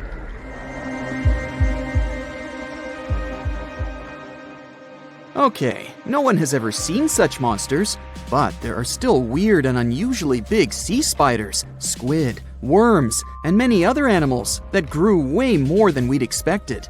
Take a look at the colossal squid from sub-Antarctic waters. It's around 14 times longer than the arrow squid that lives near New Zealand. And deep down in the Pacific Ocean, there's a sea sponge as big as a minivan. Oceans contain about 96.5% of all water on our planet. Up to 80% of all life on Earth we've discovered is under the oceanic waves. We haven't explored, mapped, or even seen more than 80% of the ocean. In fact, we've mapped Mars better than we have the ocean bottom. The pressure down there is insane, and it would make you feel like you're holding up almost 50 jumbo jets. And temperatures at such depths are extremely low. Conditions deep below the oceanic surface are harsh, so creatures that live there need to adjust. That's why many of them grew very, very big to survive. Creatures that live in cold, dark depths are so big because of a phenomenon called deep sea gigantism. The deeper you go below the oceanic surface, the less sunlight there is. That's why the temperatures drastically fall. The result of this is increased cell size and longer life of creatures. Also, these creatures don't have as much oxygen as the marine animals that live in shallower parts, and their food sources are minimal. Much of the food they get comes from shallower waters, and only a little bit trickles down to the deeper parts. And when there's not enough food, being large is an advantage. Larger creatures can move farther and faster to find something to eat. Their metabolism works slower. They don't digest the food that fast, so they can store food and conserve energy for hard times when they can't find anything to eat. They don't need to regulate their body temperature either, which also helps them save some energy, which they can then transfer to other body processes. They mature more slowly and later than those living in shallow waters. The majority of fish species that dwell in deep waters live 30 years or even more. Orange ruffy fish, on the other hand, live up to 150 years. This fella grows 24 feet in length and weighs up to 1.5 tons. But it grows to be so big for centuries. They start looking for partners when they're 150 years old, and they can also live this long because there are not so many predators at such depths. Also, there are no humans or other things that can disturb them or endanger their existence. At such depths, the environment is pretty stable, so many animals there are like living fossils because they probably haven't changed in millions of years. The first 650 feet of the ocean's depth are considered to be the open ocean. The majority of the marine life we've discovered lives there, since that's the area the sun can still reach. And then, as you continue going deeper, you reach the twilight zone. It seems like nothing lives there. But at about 820 feet, you see a small oasis of ancient life blooming. For example, there are sea lilies, animals that have been living at such depths unchanged for millions of years. Coelacanths, another living fossil, have been living in the ocean for more than 360 million years. Hagfish haven't changed in a very long time either, for over 300 million years. This creature lives at depths of 5,500 feet. They evolved before the rest of the vertebrates, which is why this is the only living animal without jaws or a spine, even though it still has a skull. Deep-sea creatures can't survive in shallow waters. They've evolved to live in depths under bigger hydrostatic pressure. Humans and other organisms that have internal spaces filled with gas would end up crushed if we could go to such depths. That's why deep-sea divers always need to wear special dive suits designed for surroundings with higher pressure, even though they're not going that deep to the areas where these giants live.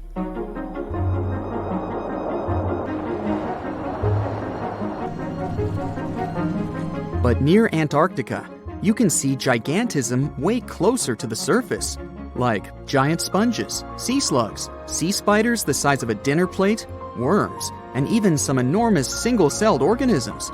They all tend to chill in shallower waters. Scientists are not sure why exactly, but they think it could have something to do with oxygen. Giant species use just a little oxygen, and the waters around Antarctica are pretty rich in it, which means there's hardly any limit to these animals growing bigger and bigger. Back to deep-sea creatures. As mentioned, they had to adjust to strong pressure, so they almost don't have any air gaps in their body at all. They're mostly water-based, and since water is incompressible, which means it's not something you can compress, it helps them stay unaffected at such high pressure. But because of all that, if they were to go up towards the surface, they'd probably swell up, maybe even explode. Just look at the blobfish, the one that takes the title of the ugliest animal in the world. It looks normal deep down below the surface, where its natural habitat is. But when it gets up to the surface, where the pressure is 120 times lower, it changes its shape. The blobfish doesn't have a skeleton or muscles, so without high deep-sea pressure, it ends up being all floppy and saggy. The dark oceanic depths are not just scary to watch, but to listen to as well. In 1997, scientists were trying to find underwater volcanoes located off the South American coast. During their travels, they recorded one of the loudest noises ever registered. It was pretty weird, too.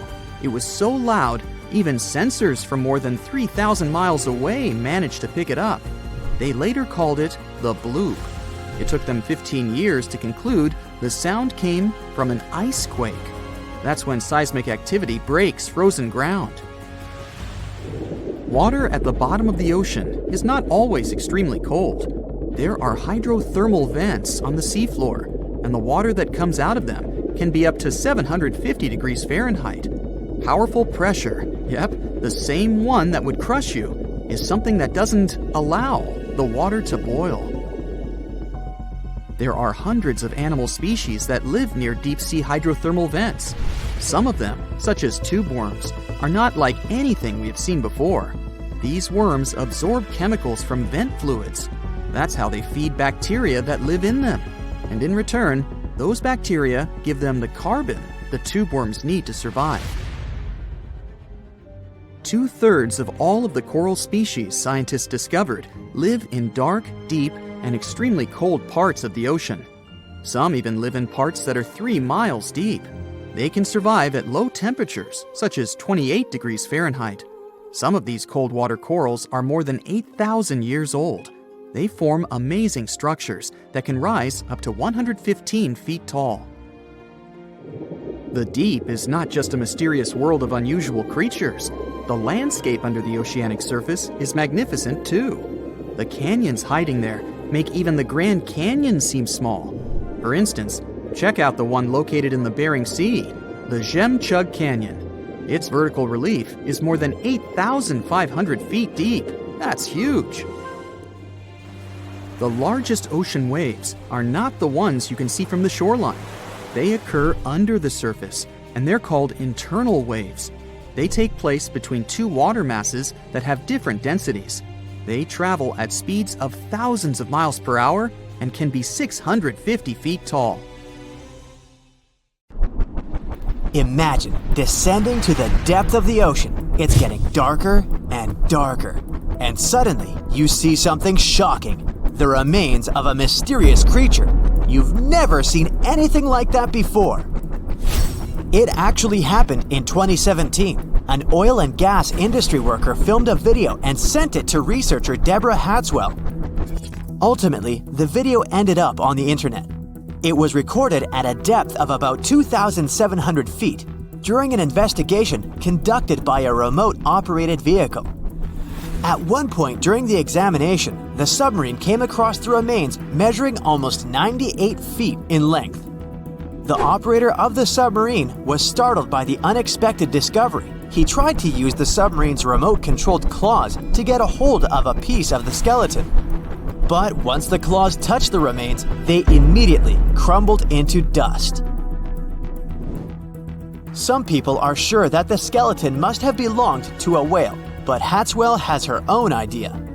She claims that since the video was taken by a professional, he should know what whale bones look like. Those who work underwater occasionally come across such remains.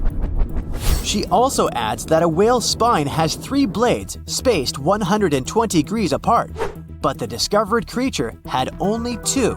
Plus, the dimensions of the remains don't fit any sea life in that region. So, is it a representative of some previously unknown giant marine species or just a regular whale? It remains unclear. According to scientists, there are several reasons why marine animals can grow incredibly massive. First of all, they live in the ocean, which means their playground is big enough. They aren't limited by any borders and thus can grow and develop. Besides, you might remember how weightless you feel when floating in the water. Marine giants experience the same. Unfortunately, unlike you, they can't rely on its skeleton. I mean, their bodies wouldn't be strong enough to support such a huge body on dry land. But in the ocean, the buoyancy of the water helps them stay afloat. That's why they can grow as massive as they want. The largest living animal on Earth is the blue whale. The average grown-up animal reaches up to 98 feet in length and weighs like 33 elephants. The blue whale's heart can be compared to a small golf cart. And the volume of this magnificent creature is almost the same as the volume of 7 fuel trucks. And if you think that at birth, blue whales are just as huge, you're absolutely right. When a baby whale gets born, it's already bigger than a hippo. At a length of almost 25 feet, this kid sometimes weighs more than an elephant, about 3 tons. A little whale drinks 50 gallons of mom's milk every day. As a result, it gains about 200 pounds of weight every day. But this is nothing in comparison to how much adult blue whales eat. They devour 4 tons of food a day. That's approximately 40 million krill. These tiny shrimp-like creatures are the main food source for blue whales. Now, how about we talk about other giant and unusual animals? These days, the capybara is considered to be the largest rodent in the world. It can grow up to 130 pounds. But around 3 million years ago, there was another rodent that was way larger than the capybara. It weighed a whopping 2,600 pounds. Let's call this creature J. monesi, since its full name is too tricky to pronounce. They lived in the forest areas of modern-day Uruguay. These animals had big front teeth. Scientists think they could use them in the same way elephants use their tusks, for getting food and defending themselves from predators. As for the animal's molars, they were small and too weak to chew tough food. At the same time, the J. monesi had a strong bite, 3 times more powerful than that of a tiger. More than 30 million years ago, a hornless rhino was roaming Earth. This giant weighed more than 4 grown-up modern elephants, about 30 tons. Even though it reached a height of 18 feet, the animal had a small skull. But its long limbs allowed it to eat branches and leaves off pretty tall trees. Even without the horns modern-day rhinos can boast, their prehistoric relatives had something unusual. It was teeth. Out of 2 pairs of incisors, the lower one pointed forward and the upper one leaned downward. Experts think this could help the creature hold branches in its mouth more steadily while eating them. This prehistoric rhino is still the largest known land mammal to ever exist. The Argentinosaurus is considered to be one of the largest dinosaurs to have ever roamed the surface of the planet. This creature was discovered in 1987 in Argentina, hence the name. The length of this colossal herbivore that lived around 90 to 100 million years ago could be as long as 3 school buses. These dinos were pretty slow. Their top speed was around 5 miles per hour, which is the speed of a very slow taxiing Boeing 747. But no wonder they didn't rush. Imagine carrying such a huge weight every day. Scientists haven't figured out yet how these enormous animals held their necks vertically or horizontally. The problem is that in a vertical position, the Argentinosaurus's heart would have experienced enormous pressure. After all, it would have had to pump an impressive amount of blood, 40 feet into the air, and repeat it 60 times every minute. The green anaconda is one of the largest snakes on the planet, considering its length to weight ratio.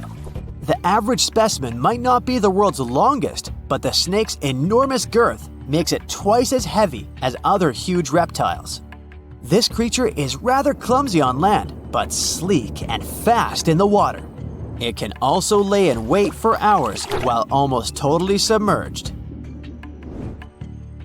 The saltwater crocodile can grow up to 23 feet in length. It's the most massive modern reptile. The largest males can weigh as much as a small hippo. Females are usually twice smaller. These super predators have the most powerful bite among reptiles. They hunt by hiding near rivers and waiting for animals to come to drink water. They also don't hesitate to strike people. The largest living organism on dry land might be a particular honey fungus which grows in the Blue Mountains in Oregon.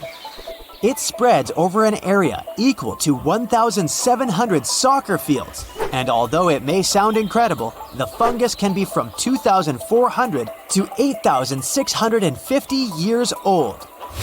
The only part of this huge thing you can accidentally spot is small brownish mushrooms on the ground. But even if you take a usual mushroom, what you see is only 10% of the whole deal. The biggest part is hidden from your eyes underground. But while ordinary mushrooms feed on plants and fallen leaves, the honey fungus is much more dangerous. It's very harmful to the trees growing nearby. The fungus attaches itself to tree roots and feeds off of them. Unfortunately, this process damages trees slowly and irreversibly. And if you have doubts about whether this fungus colony can be considered an individual organism, don't worry, it passes the test. It perfectly fits the definition because the fungus consists of genetically identical cells which communicate, coordinate themselves, and share a common purpose. According to rough estimates, the weight of the Oregonian humongous fungus may reach 441 tons.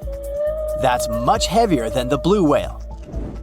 But even if some animal isn't the largest in the world, it doesn't mean it can't surprise you. For example, a 1-inch long subtropical shrimp disorients its prey with a sonic boom. As loud as a sonic boom once produced by the supersonic plane Concorde.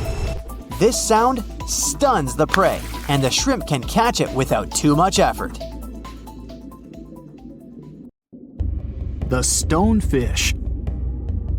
Stonefish aren't going to win any beauty contests, unless the pageant is for best rock look-alike. Their tiny unreflective eyes and rough skin blend in perfectly with their environment. A large head, an even bigger mouth, and a home full of, yeah, it's rocks. And just because you're on the beach doesn't mean you're safe. Stonefish can survive for 24 hours out of the water. Stepping on one or even handling one won't be that fun. Their dorsal fin spines have extremely strong venom. It shoots out when they get stepped on, and it can lead to paralysis or even heart failure. You'll need help fast. No wonder they're one of the most dangerous creatures in the water, or anywhere. Be careful when scrambling around rocky areas. They love to play hide and seek.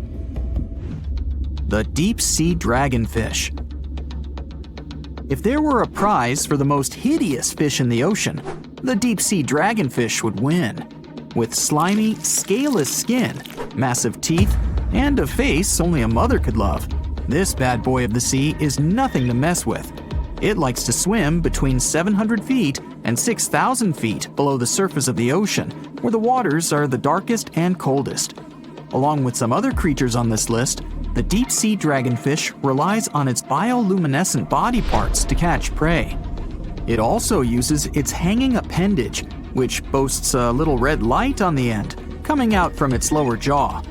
Many fish mistake this little light for prey, luring them right into the jaws of the deep-sea dragonfish. Very clever dragonfish, very clever indeed. The fangtooth. The Mariana Trench is an underwater trench with a depth of 35,000 feet, nearly 7 miles below the ocean surface. Let that sink in. While scientists know the Mariana Trench exists, it's one of the least explored places on Earth. It's also the deepest area of Earth's oceans. And although many creatures down there probably haven't even been seen by humans yet, scientists have had the creepy pleasure of getting to know the fangtooth. The fangtooth fish shamelessly lives up to its name. Just look at that thing. The fangtooth is carnivorous and feeds on just about anything it can find that gets caught in its sharp-toothed mouth. These fish rely on their contact chemoreception to find prey. In other words, they can sense chemical residue that comes off of other living organisms in the deep sea. This is because they don't have any light-producing cells on their bodies, unlike many other deep-sea fish. On top of all that, it's pretty dark down there, so whatever crosses their path, they chomp on. While these guys look pretty scary, they're not a threat to humans. They only grow about 7 inches long. Even so, I wouldn't want to run into one of these things during a relaxing swim in the ocean. The Dunkleosteus. Strangely enough, this prehistoric fish, known as the T-Rex of the seas, had no teeth. Those were replaced with bony plates that allowed it to have the strongest bite among other monsters of its size. The goblin shark. If you thought the movies about sharks were scary, this next deep-sea creature will make you swear off going for dips in the ocean forever. However, it lives 3,000 feet underwater, so you'll never likely see it face to face. The goblin shark looks like a cross between a shark and a creature from your worst nightmare. These sharks boast a protruding sword-like snout with a jaw that juts out to match. Unlike other sharks that have more of a gray hue, This creepy thing looks not so pretty and pink. Aside from their scary demeanor, what do scientists really know about the goblin shark? Well, not much, except that they can grow up to 18 feet in length. Looks like there's still a lot to learn about these guys, if you dare to. By the way, did you know that sharks don't sleep? Many species have to keep water moving over their gills to get oxygen, so they can't fall into a deep sleep like we do. That's why they stay half awake during rest. Typically, sharks don't even close their eyes. The cookie cutter shark. This shark is a living horror, with lower teeth being big and sharp, while the upper ones are much smaller. When its teeth fall off, the shark eats them to maintain calcium levels. Pretty smart solution for a shark. The frilled shark. Studying the frilled shark is like looking through a portal back to prehistoric times. That's because scientists think that these eel-like sharks haven't changed much since their oldest ancestors roamed the deep sea waters, so they're sometimes referred to as living fossils. These sharks' mouths are filled with a terrifying 25 rows of backward-facing sharp teeth, 300 in total. They're designed to grasp prey and hold them tight so they can't get away, according to early studies of the shark conducted in 1884 and published in the Bulletin of the Essex Institute. Luckily for swimmers, the frilled sharks live between 390 feet and 4,200 feet below the ocean's surface, so they'll probably never run into them. Probably. This is probably the worst nightmare of any dentist. The northern stargazer. Take a look at this cutie. The northern stargazer is definitely not something you'd wish to see on the ocean floor. This horrid creature hides its body under the sand, leaving its face above to wait for prey. The tasseled wobbegong. Here's another carpet shark on our list. It lies low on the bottom of the sea and patiently waits for its prey to come by. The Australian ghost shark. The Australian ghost shark isn't really even a shark, but a very bony fish. It's also a living fossil. It hasn't changed within the last 400 million years. Believe it or not, sharks and humans have a common ancestor that lived around 440 million years ago. Even though we both evolved in our own way, there are still some signs of that connection. For example, the genome of an elephant shark is very similar to humans. The Leopleurodon. This list of terrifying creatures would be incomplete without mentioning the terrifying and prehistoric Leopleurodon. This carnivorous marine reptile existed during the Colovian stage of the Middle Jurassic era and ruled the waters at 9 feet in length. Scientists believe Leopleurodon thrived in this deep-sea trench because of its ability to swim long distances and its 4 paddle-like limbs. While they probably weren't able to propel themselves toward prey like other animals of the area, they did manage to accelerate and attack very ruthlessly and efficiently. Additionally, they relied on their long snouts to smell prey, which leads scientists to believe they didn't rely on sight for hunting. This means they could have thrived in the dark Mariana Trench. Around 150 million years ago, Leopleurodon became extinct due to competition for prey against other thriving marine reptiles. And I think I speak for all of us when I say, thank goodness for that. Considering that scientists have only explored 5% of the ocean floor and found some of the scariest sea creatures imaginable, one can only dream of what other animals reside in the deep sea waters. Perhaps it's best to keep them in your imagination. Am I right? The megamouth shark. This shark is a filter feeder, and it's friendly to humans, although its huge mouth can look quite threatening. Like basking sharks, it swims with its mouth constantly wide open, as if it were on Twitter. The gulper eel. This deep-sea eel has an easily distended belly that allows it to swallow prey twice its size in a single monstrous bite. They have very unusual jaw shapes and can reach about 2 to 3 feet in length. Do you see that large log near the ocean floor? Maybe it's part of an old ship. Treasure, gold, diamonds, I'm rich! Well, as you get closer, you notice something. It's swimming! It's not a shark or a dolphin, it's a saltwater crocodile! Now don't panic. If you bump into one of these reptiles in the sea, it's unlikely it'll think of you as food. Crocodiles have a special valve in their throat that stops them from drowning underwater. But that doesn't mean they can't bite. Usually, they're heading to a nearby island, and the quickest way there is to body surf. They can't really take the ferry, you know. Watching one from a distance should be okay. Just don't swim to shore right away. They love to ambush their lunch in shallow water. If there's one time I'd want to see a great white shark, it's when I'm diving with crocodiles. They'll gladly take a crocodile-sized nibble, given the right motivation. Think you know what lurks in the depths of the ocean? While nearly 95% of our oceans haven't been explored yet, it's hard not to let your imagination run wild. But thanks to brave explorers, deep-sea cameras, and awesome archaeologists, we do know about some pretty incredible sea creatures living in our waters today, and millions of years ago. From the 9-foot spider crab to the 60-foot prehistoric megalodon, these sea dwellers come in all shapes and sizes. But let's focus on sea creatures famous for their huge size. Can you guess which living species of whale is the largest? Well, it's not the orca, but that's a good guess. The orca is a toothed whale that can grow to anywhere from 23 feet to 32 feet, which is slightly smaller than a school bus. How about the narwhal? Nope, they're not the biggest either.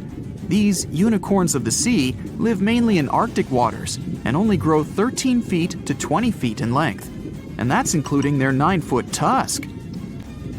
Tired of guessing? Okay, I give in. The largest whale that still exists today is the blue whale.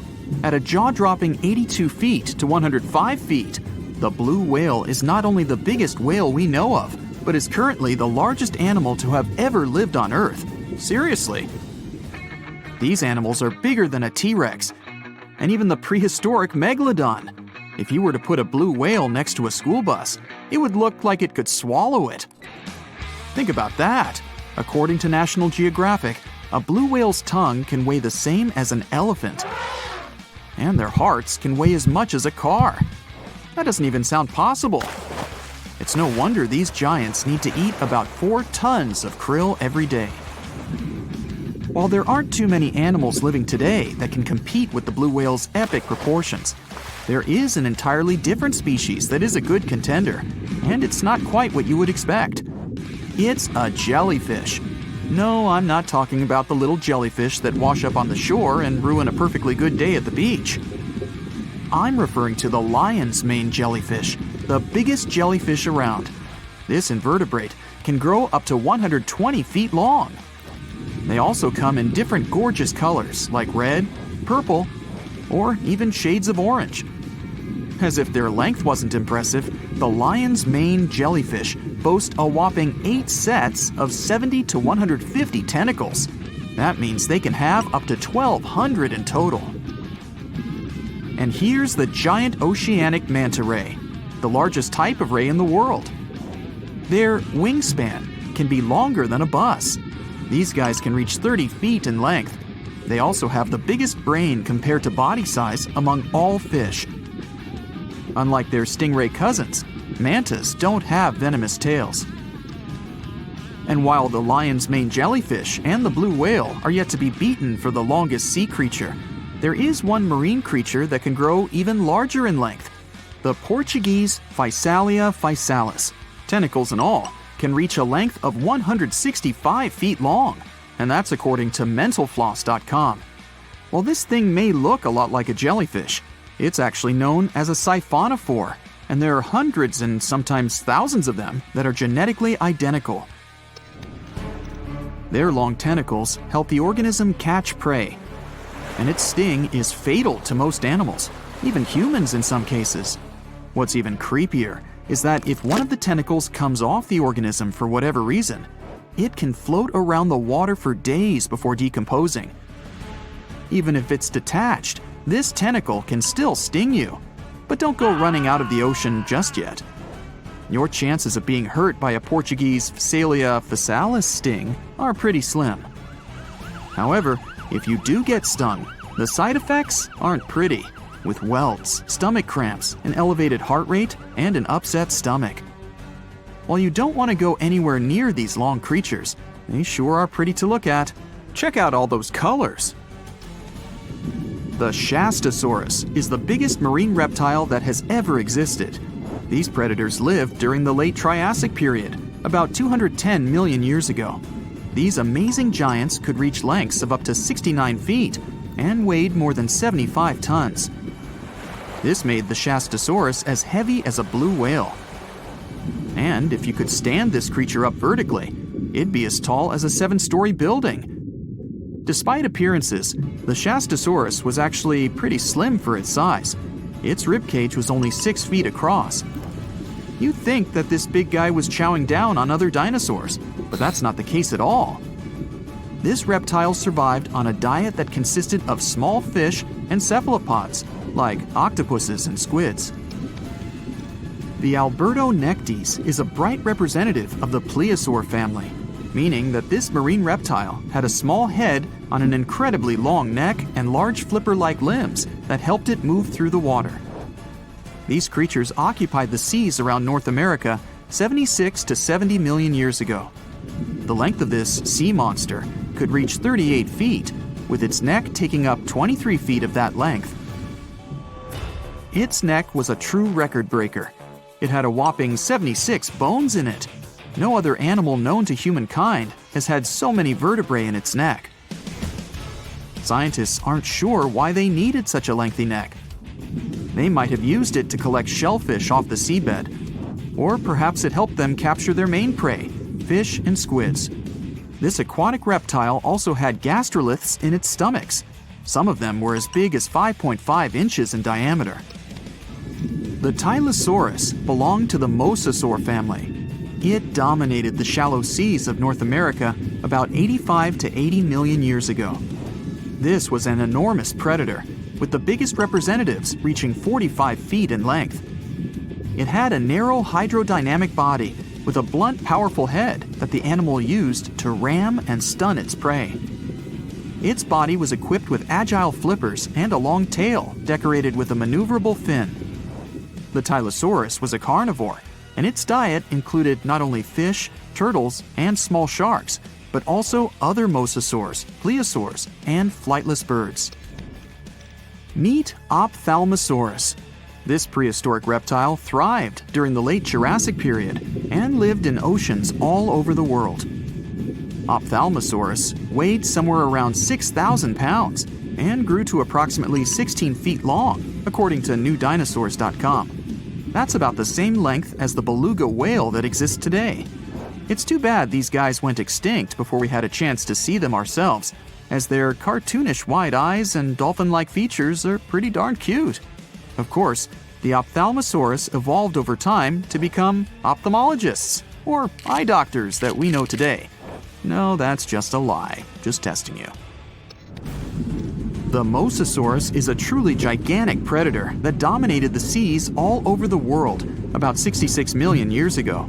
According to fossil evidence, some specimens could be more than 50 feet in length. This fact makes the Mosasaurus the biggest marine carnivore of its time. One of the most terrifying things about this creature was its crocodile-like head, decorated with literally hundreds of razor-sharp teeth, neatly organized in 2 rows on both jaws. The thing is that it was pretty challenging for the Mosasaurus to grab its prey in the water. That's why it had all these teeth, plus something special: pterygoid teeth anchored to the bones on the roof of its mouth. This made hunting and holding onto its prey much easier. The Styxosaurus belonged to the plesiosaur family and lived during the late Cretaceous period, around 85 to 70 million years ago. Upon first glance at this dinosaur, you might mistake it for a sea snake, and it'd be an honest mistake. Styxosauruses were about 35 feet in length, but over 16 feet of that consisted just of their long snake-like neck. They had a comparatively small body and weighed approximately 4 tons. Their mouths were full of razor-sharp cone-shaped teeth that they used to catch fish. They didn't need to chew their prey, thanks to the 200 small stones called gastroliths in their bellies that probably aided in digestion. At the same time, some scientists believe that the Styxosaurus used these stones to sink to the ocean bottom in search of particular types of fish. Looks kinda like Nessie to me. The Heikegani crab lives off the coast of Japan and has a distinct pattern on its shell that looks like a human face. More specifically, the face of an angry samurai, hence the nickname the samurai crab. The scarlet-striped cleaning shrimp is a natural hitchhiker. It stands on the sea floor and waves its long antennae for fish and sea animals to go down and pick it up. Then it pays for the ride by cleaning the host from bacteria and plankton. Sea salps are often confused with jellyfish, although they're closer to Portuguese man-o'-war. They're very quick to mature, growing from newborns to adults in less than 48 hours. The Galapagos Islands are legendary. They've got giant tortoises, blue-footed boobies, Sally Lightfoot crabs, and red-lipped batfish. But if you've ever swum around there, you might have seen something really unexpected in the water. Iguanas, everywhere. These large marine reptiles eat the algae that grow on underwater rocks. They're strict vegetarians. I bet the fish are happy about that. A long flat tail designed for swimming helps them move around, and sharp claws keep them on the rocks for their daily sunbathing sessions. But watch them closely, they sneeze a lot. They haven't got a cold or anything, they're sneezing out salt. A special gland keeps the salt out of their nose, and they've got to get rid of it somehow. Sounds painful. What's cool is that they don't mind us in the water with them. Because the islands have been so isolated, the creatures here aren't afraid of humans. Fish can fly too. Thanks to their wing-like fins, flying fish can soar a distance of about 600 feet, almost as long as 2 football fields. They need flight to escape from predators. The skeleton shrimp could be the stuff of nightmares if it wasn't so tiny. As it is, it looks like a stick insect, but almost completely transparent. This creature looks more like a fish from a horror movie than from Earth's oceans. The sea devil anglerfish resides at a whopping depth of 3,200 feet and has no shortage of weird features: razor-sharp teeth, a misshapen body, and an unsettling stare. But perhaps the creepiest thing about the sea devil anglerfish is the way it catches its prey. It has a fishing rod type appendage on its forehead that has a glowing light attached to the end to attract animals. Once these animals come close enough to the light, bam, they're captured by the sea devil's massive jaws. These guys are even capable of eating prey larger than they are, so their eyes aren't bigger than their stomachs. Starfish can cover their prey with their stomachs and eat it outside its body. Then, they simply bring their stomachs back inside. Well, that's handy. Their relatives, sea cucumbers, can do the same party trick, except that they leave part of their guts behind to scare their attacker. It's okay, the missing parts quickly grow back. Cockatoo squids, or glass squids, are a large genus whose members can reach quite impressive size. Yet, one thing they have in common is that their bodies are transparent, and the internal organs glow in the dark. Despite the hairy octopus looking like it's forgotten to comb its hair in the morning, it's actually its skin that's sticking in every direction. Other sea creatures have a harder time realizing where the octopus itself is this way, I guess. The hairy squat lobster lives in reefs, hiding from its enemies in crevices. If you're lucky to see it, you'll instantly notice the drastic difference between its whitish hairs and vibrant pink and violet claws. If you step on a sea urchin, you're gonna know right away. Look at those spikes. While they're not aggressive, they've got a great defense going against any creature that wants to eat them. Venomous spikes and a poisonous bite. Pick your poison, literally. They live in all the oceans of the world, so avoiding them is out of the question. They mostly hang out in shallow water, hiding in rock pools and reefs, so unmindful people step on them a lot. The long venomous spikes of the urchin look like needles. They feel like them too. They can go in quite deep, plus they release a strong toxin. So what's the cure? Remove the spikes quickly and wash with salt water. Sea turtles are constantly crying. They're not sad or anything. The weeping is only because they excrete excess salts from their body through their tears. Box jellyfish tentacles grow up to 10 feet long, and each tentacle has 5,000 stinging cells. Not bad for a creature that's mostly just water. Their venom is strong enough to paralyze anything they want to eat. Now, if you happen to get stung, it's going to hurt a lot. Its toxins contain proteins that affect the heart, skin cells, and even our nervous system.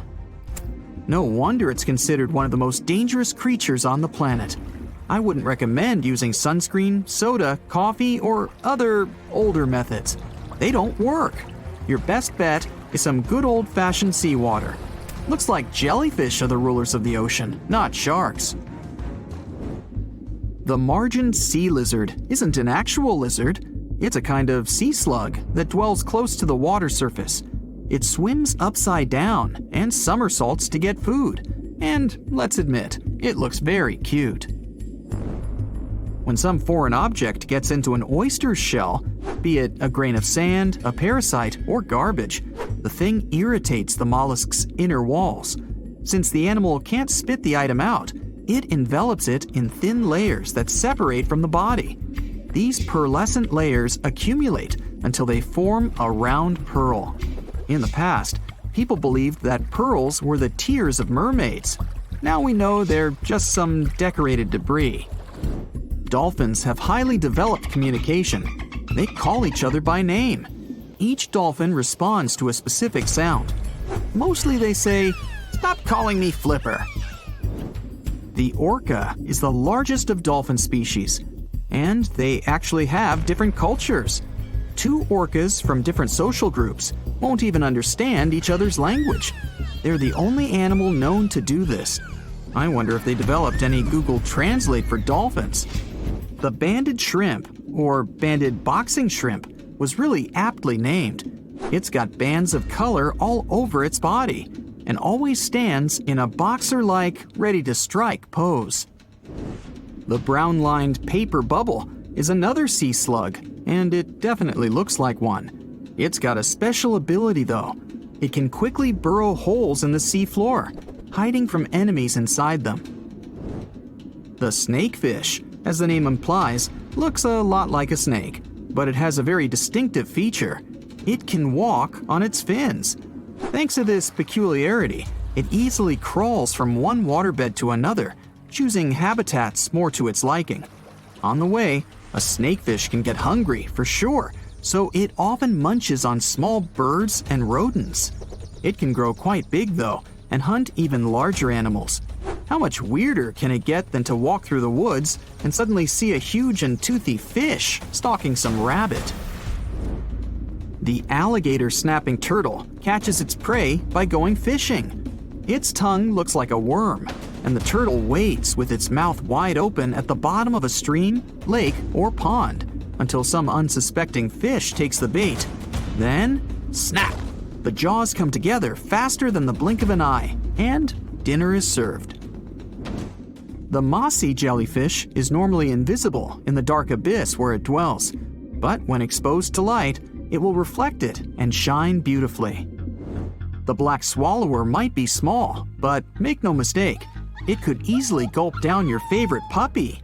It can open its mouth extremely wide, allowing it to swallow prey twice its size. The African tigerfish will eat whatever it finds, and given its own size and that of its monstrous teeth, you can imagine it finds a lot of food. It mostly feeds on other fish, but when nutrition is scarce, it can jump out of the water and catch both insects and small birds right in the middle of the flight. It's not so big as to eat a human, of course, but the name should warn you. that it can easily take a bite out of your arm or leg. Your brain controls your arms and legs, but with an octopus, each arm is actually kinda independent, with its own special brain, held together by a bigger central brain, kinda like the conductor of an orchestra. The central brain sends higher-level signals to each arm, saying things like, "Move to the left, there's a crab behind the corner," or "Touch this silly human's foot, let's mess with him a little bit." No matter how smart their arms and legs might be, an octopus still needs to look after them all the time.